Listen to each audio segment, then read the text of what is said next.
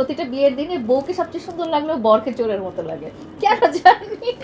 আমরা যখন একটা সুসম্পর্কের মধ্যে ছিলাম তখন আমি বুঝতে পারলাম যে মনে হয় মানুষের নজর লাগা শুরু হয়ে গেছে। মেহেদির সাথে কিন্তু আমার মাঝখানে অনেকদিন ব্রেকআপ ছিল। আমি ভাবলাম যে আর এই নজর না লাগুক, একবারে বিয়েটাই হয়ে যাক, যেন নজর লাগিয়েও আর কোনো কিছু না ছুটে, একদম ডিরেক্ট ফায়ার। এটার তো অনেক কারণ আছে।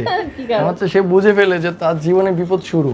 বিয়ের দিনটা প্রতিটা বউর জন্য স্পেশাল, প্রতিটা ফ্যামিলির জন্য স্পেশাল, এবং নবদম্পতি যারা হাজব্যান্ড ওয়াইফ দুজনের জন্য অনেক স্পেশাল। আজ পর্যন্ত এমন একটা বউ দেখবেন না যাকে সুন্দর লাগছে না।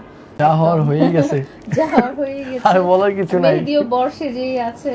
বিয়ের দিনে বউয়ের সাজটাই অনেকক্ষণ লাগায় হয়, এবং তার জন্য যে এত ঘন্টার পর ঘন্টা পার্লারে বসে থাকতে হয় একদম পারফেক্ট এবং সবচেয়ে সুন্দর, যাতে তাদেরকে দেখা যায়। এরকম করে কিছু বলার নাই। আচ্ছা, তোমাদের বিয়ের খাবার খেয়ে নাও। ও আচ্ছা, thank you। এই এত বড় একটা বিয়েতে এই খাবারটা গিফট দেওয়া হলো, তুমি বুঝছো এটা কত মূল্যবান। আমাদের জন্য খাবার নিয়ে আসতে ভালো, তোমার খাওয়া লাগবে এত বড় একটা বিয়েতে না, এটা আমি তোমায় খাওয়া দেবো। না, খেতেও পারেননি। হ্যাঁ। একটু জানবো সবচেয়ে এই যে আজকে ওর আসলে হচ্ছে সবচেয়ে ফেভারিট খাবার আলু। কিন্তু আছে, শেষ হলে ওটা আবার রিফিল করে দিব। এটা এবং ওর ফেভারিট খাবার আলু, ওকে খাওয়াই দিচ্ছি। এগুলো লাগায় তো। আজকের মেহেদির সাথে কিন্তু আমার মাঝখানে অনেকদিন ব্রেকআপ ছিল। বিয়ের দিনটা প্রতিটা বউর জন্য স্পেশাল, প্রতিটা ফ্যামিলির জন্য স্পেশাল, এবং ও দম্পতি যারা হাজব্যান্ড ওয়াইফ দুজনের জন্য অনেক স্পেশাল। তো এই দিনে আসলে মানুষ কখনো কিপটামি করে না, যত টাকাই হোক সবচেয়ে সুন্দর লাগতে হবে বউকে। এত ভারী, এত ওজনের একটা ড্রেস, এত ওজনের গহনার ওজনে হয়ে যাচ্ছি।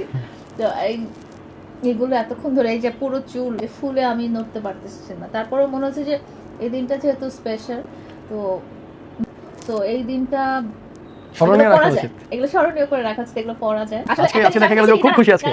আমি দেখছি কি প্রতিটা বিয়ের দিনে বউকে সবচেয়ে সুন্দর লাগলেও বরকে চোরের মতো লাগে। এটার তো অনেক কারণ আছে। কি কারণ? আমার তো সে বুঝে ফেলে যে তার জীবনে বিপদ শুরু। ভালো লাগছে, সবারই ভালো ফিলিংস এটা বিয়ের দিন, বিয়ের সাজে প্রতিটা বউ, প্রতিটা হাজবেন্ড। এতদিন যা ছিল তা ছিল আনন্দের জীবন। তার হয়তো খুব শখ ছিল যে বিয়েটা কি জিনিস দেখি একবার। বউর কিন্তু কিছু চুরি হয় না, এখান থেকে তার জীবনের বিপদ স্টার্ট। এই জন্যই তাকে ছোটোর মতো লাগাটাই স্বাভাবিক, কারণ প্রথম দিনই জুতা চুরি হয় বরের। মেহেদির সাথে কিন্তু আমার মাঝখানে অনেকদিন ব্রেকআপ ছিল। ধরে নিচ্ছি যে ব্রেকআপের পরেই তো আবার আসলে এক হওয়া। এটা ছিল আমার প্ল্যান। আচ্ছা, একটু মেহেদি ভাই আপনি একটু এটা বলবেন।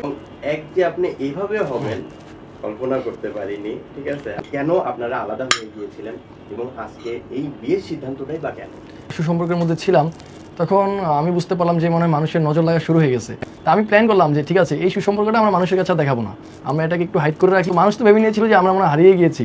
তো আমি চেয়েছিলাম যে মানুষের মাঝে এটাই সৃষ্টি হোক, নজর লাগা বা এই প্রবলেমগুলো ফেস করছি। তো আমি ভাবলাম যে আর এই নজর না লাগুক, একবারে বিয়েটাই হয়ে যাক, একদম ডিরেক্ট ফায়ার।